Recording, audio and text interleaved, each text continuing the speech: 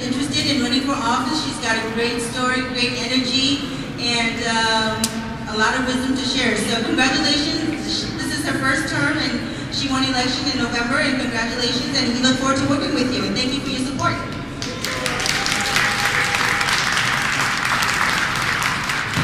Thank you for the introduction, and thank you so much for being here. Again, my name is Rena Moran. I represent St. Paul, Frogtown, Londo, North End, Mount Airy, and Capitol Heights neighborhoods. And I am really, really excited to see you here because this is what it's really about. A little bit about me. This is my first term. I am a mother. I'm a mother of 7. And so my kids range from 17 to 27. So seeing young people here engaged, involved in bringing your voices to the Capitol is really crucially important as we make decisions up here around our educational system, as we make decisions around our criminal justice system, as we make decisions around our health care. I sit on all those committees. So one of the things that I know for me that is so important up here is to ensure that we have a strong educational system. Right? We want to make sure that it's fair, it's equitable, and that we are creating opportunities where all of our kids are being successful. We just passed legislation around alternative path, where we can get more teachers of color into our classrooms, where we can close the achievement gap and make sure that all our kids are succeeding and doing well. And part of what I have just done is I passed and introduced my first bill, which I'm really, really excited about. And that entails around, we talk so much about having great teachers in front of our kids, right? There's nothing more important to you than have a teacher in front of you who is connected to you, who understands you, not just understand that we must get achieve high in our reading and math and getting great scores, but they also recognize you culturally, where you come from, who you are, understand that there are challenges that may be in your house, but also you connecting with the school system. That's important to have a great teacher who is able to connect with you, right? Because for me, everything is about relationships. So having a good relationship with a teacher is crucial, in my opinion. But also, what is so important is that you have a great principal who is leading that school. So my bill was about ensuring that we have trainings, that we're training our principals to not just be an overseer of our educational system, but also are leading our teachers, are leading our instructions within the classroom, who has a partnership with the teachers and parents and community, because it's a holistic approach. And so I'm really excited about that. We'll see where it goes. We'll see how it will support you. But for me, I am just really, really excited. I mean, you just don't know to just see a group of young people. You here.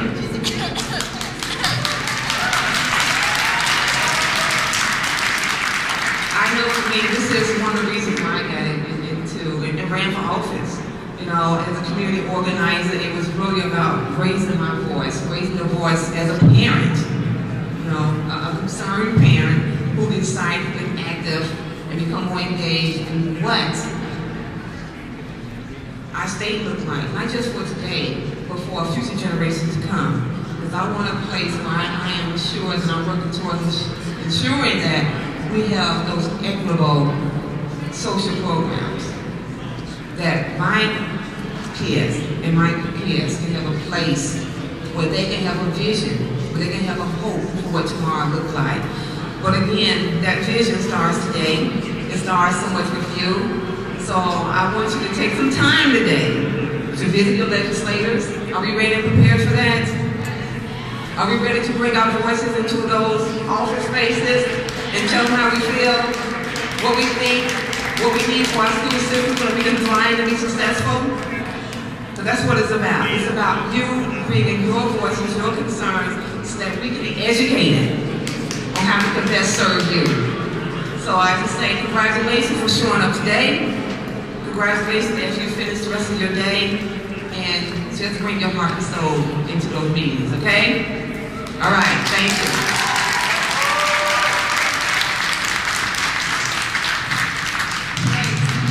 Thank you, Representative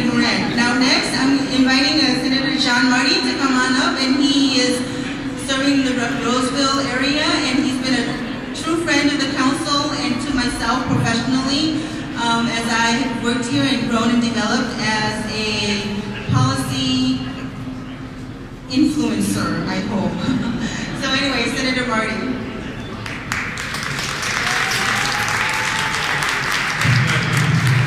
Thank you all for coming here today. It's important for you to come here, get involved, get engaged in state government. I was on the Council on Asian Pacific Minnesotans for a decade or more, and I know how important it is to help people, help our state recognize its growing diversity, recognize the challenges we face in terms of education disparities, in terms of healthcare disparities. I think you've heard, we've got a big budget deficit and a lot of challenges ahead, which is why it's so important you come here, so important you speak out, and talk with your legislators, your senator and your representative, and let them know your concerns. We're a state that can do very well if we take care of each other, if we make sure that everybody has a good educational opportunity and everybody has access to health care. That's what makes a difference.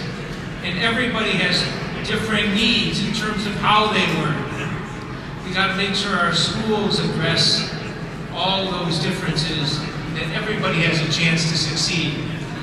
The late Paul Wellstone, our former senator, once said, "We all do better when we all do better."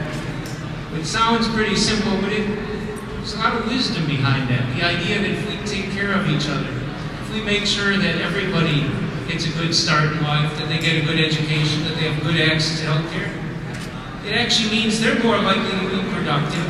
They're more likely to take better care of us. We all take better care of each other that way. But sometimes around the Capitol, people get into disputes about education and funding, and they want to make sure their school district gets more funding than somebody else's. That doesn't matter. You know, sometime in life you may be ending up in the hospital and you may need somebody's medical care. And you want to make sure that the doctors and the nurses and people working in that hospital, they had a good education too. Because it is truly a community, and that's what we're all about. So I've been doing this in the legislature for many years. And I see as our state becomes more diverse and our state becomes facing more and more challenges, that the only way we'll get out of these challenges is not by cutting our way from education funding and other needs, but we'll succeed if we make sure that we all have a chance to have those opportunities. If we all help each other, we all do better. And that's why I think Paul Wellstone's words are so wise. We truly do all do better when we all do better. So I hope you'll be here today to advocate to make sure that as we address the budget deficit, that we do it in a fair manner, that we don't hurt the schools, that we don't hurt the healthcare system, we don't hurt people's needs. But as you participate, I think you heard from Representative Moran, how she started out. I hope every one of you finds interest in participating in our government, and some of you yourselves will choose to run for office. Like her a few years ago, she couldn't have envisioned it, and now she's a state representative. I hope you all use this today as an opportunity to learn more about our Capitol and our government, to speak with your local legislators and tell them your concerns, and then stay active. And someday we hope some of you will join us here at the Capitol running our state government. Thank you very much. Have a wonderful day here.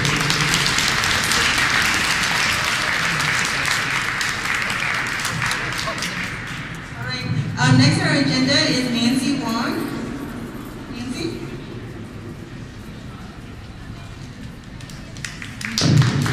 Hi, thanks.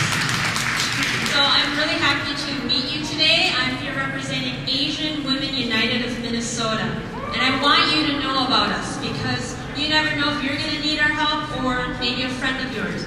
But basically we're an agency that serves families and women and children that are hurt by domestic violence.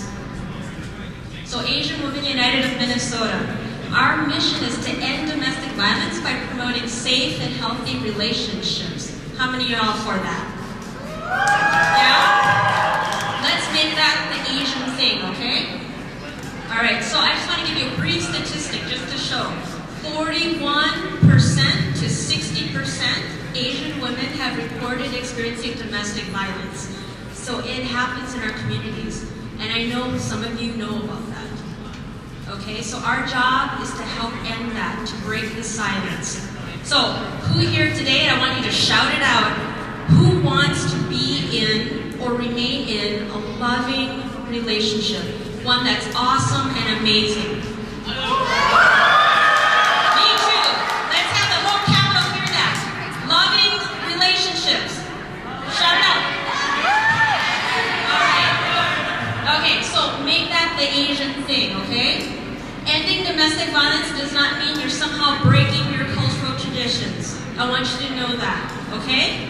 So,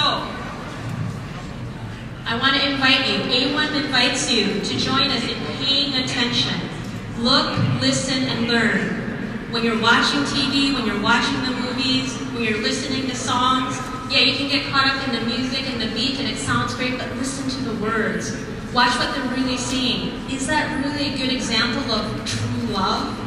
Is that really a good example of a healthy relationship? Don't know. You need to think and use your heart. Really think and really pay attention. Because a lot of times what's out there is not promoting that. Sometimes they're the reason why our shelter exists. So, also, serve and volunteer. There's lots of opportunities to volunteer with all kinds of organizations within the domestic violence field.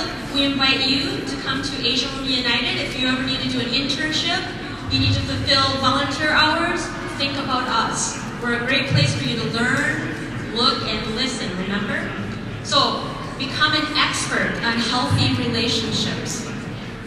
Help your friends to have great relationships so that we can all have healthy families and a great community. Now, this is a special call out to my Asian brothers. Okay? I want you to personally own this issue. We will never end domestic violence without your full ownership and participation. The longer men remain silent and inactive, the longer we're going to all suffer. So in all your community activities, in your relationships, in your family life, in your marriage, in your service to the government and to the state, don't forget about domestic violence. You have a very powerful voice in ending it. So do the Asian thing.